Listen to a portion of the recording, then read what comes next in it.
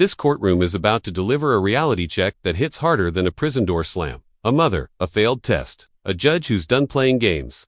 Watch closely, because this one spirals fast. When justice runs out of patience. All right, so the first thing we have is the affidavit to surrender surety. Yes, Judge, I had not seen her since I got notice that there was a pretrial violation. You wanted So you want to go forward on the, some sort of violation on pretrial services. yes, I mean, do you Oh, yes, yes. still want to surrender surety? All right, Laura Deputy. That's not just a missed appointment, that's a full-on courtroom red flag. No drug tests, no meetings, and no calls to your lawyer. It's like she's daring the system to lock her up. Pretrial services violations are taken seriously. Failing them does not just break conditions, it breaks trust. I mean, here she's going into custody. All right, so the affidavit to surrender surety will be granted. And then we have the non-compliance, and this is the first violation report. There was a second one, I believe, yesterday. Is there a second violation on Miss Rodriguez? All right, so what I can tell you on your violation report, the violation report is that you have not done your testing, your drug testing, or done your sober support meeting. So obviously you want to be in custody. Is that correct? No, ma'am. Have you contacted your attorney? So obviously you want to be in custody.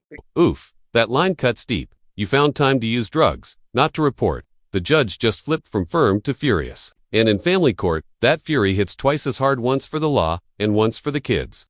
Can a single sentence cost you custody?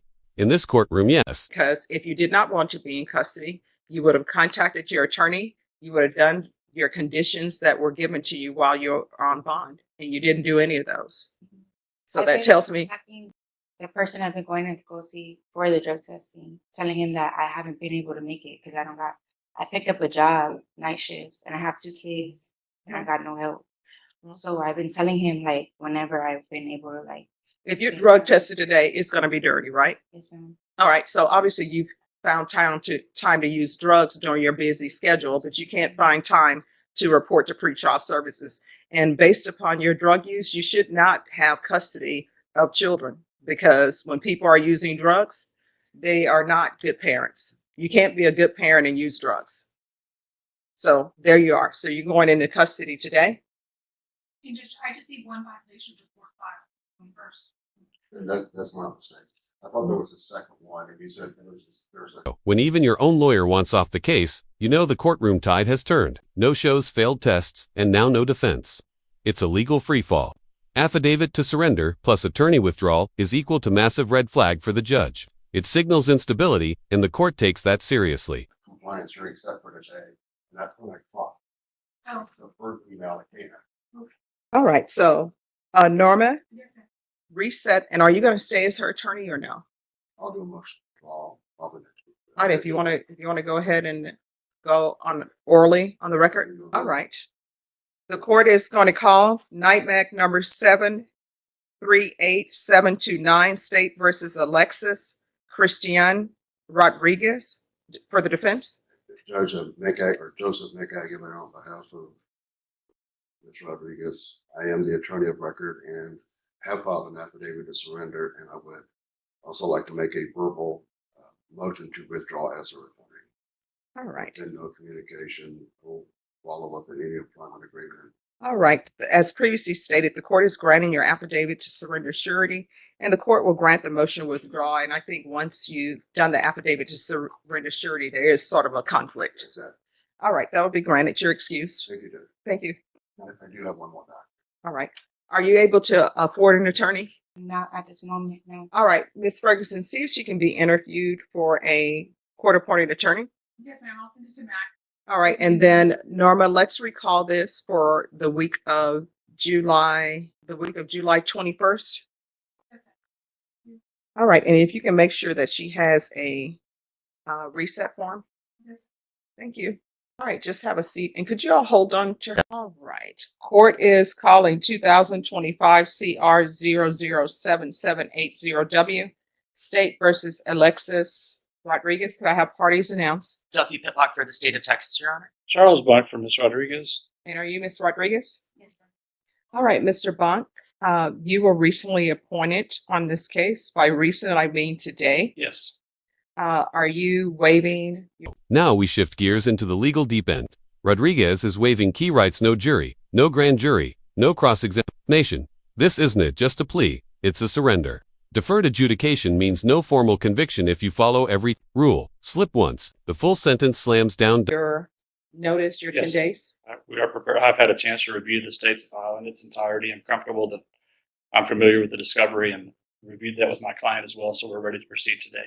All right, Ms. Rodriguez, did you review the waiver of indictment reading of information and rights under Article 1.051 and 26.03 of the Code of Criminal Procedure with your attorney?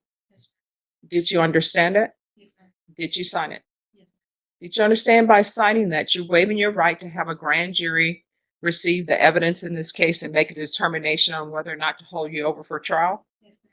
Did you understand that your attorney has certain rights that are associated with your due process? Namely, once the information is presented to them, 2 days is allowed to pass, and then they have 10 days to prepare for trial. Did you understand? Yes, sir. By entering this plea, you were giving up those rights. Did you intend to give up those rights and enter into a plea in this case? Yes, ma'am. Court will find that defendant has knowingly and voluntarily waived indictment and waived reading of information and rights under Article 1.051 and 26.03 of the Code of Criminal Procedure. Defense, have you received all discovery? Did you review it with your client? Yes, Judge. Court will find that the state is in compliance with discovery. Ms. Rodriguez, did you review the application for deferred adjudication with your attorney? Did you understand it and sign it? Yes, ma'am. Did you review the information with your attorney? Did you understand it? Counsel, do you waive the reading of the information? We did. And state, are you proceeding on the information as presented? Yes, Judge. Ms. Rodriguez, did you review the court admonishments with your attorney? Did you understand it and sign it in all the appropriate places? Yes, Did you understand you're charged by information with possession of a controlled substance, penalty group 1 to 4 grams? That's a third-degree felony. Range of punishment is anywhere from 2 to 10 years in prison and up to a $10,000 fine. Did you understand?